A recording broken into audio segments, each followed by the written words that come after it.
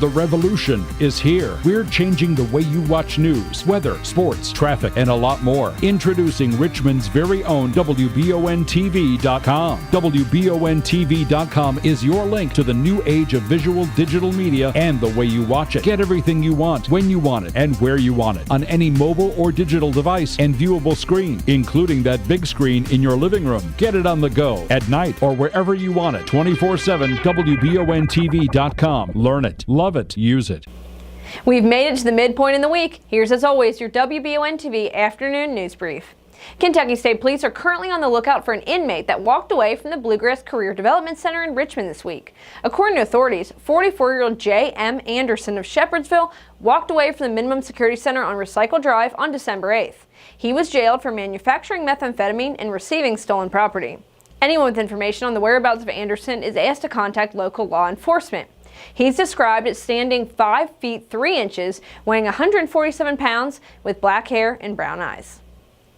A homeless Richmond man was taken to custody after he'd been located hiding between air conditioners and allegedly observed knocking on doors on Gibson Lane. Police made contact with the man, 39-year-old Dwight Rose, and found that he had multiple warrants, including tampering with a prisoner monitoring device and second-degree escape. A black case in the area where Rose had been hiding was searched, and counterfeit bills, peso notes, a checkbook, and IDs that did not belong to him, and drug paraphernalia were allegedly located. Rose was charged with criminal possession of a forged instrument, as well as possession of paraphernalia, and booked into the Madison County Detention Center. And the Richmond City Commission met for the last time for 2018, and for Commissioner Morgan Eves and Jim Newby, it was their final meeting ever.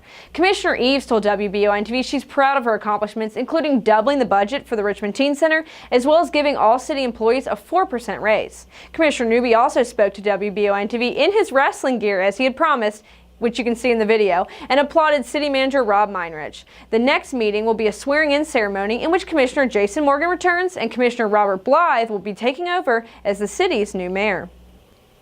And the blind and deaf puppy that was left to die in a bag in a partially frozen creek in Scott County is now expected to make a full recovery. The Scott County Animal Shelter reports that the little girl, now named Chapel, had been dumped in a bag packed with rocks and had to be rescued by 2 men on Tuesday. Her head was seen peeking out of the bag, and one of the men then waded into the freezing waters to take her to safety.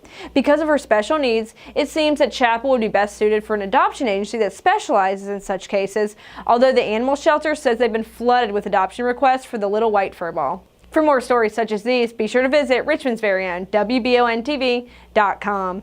I'm Marissa Hempel.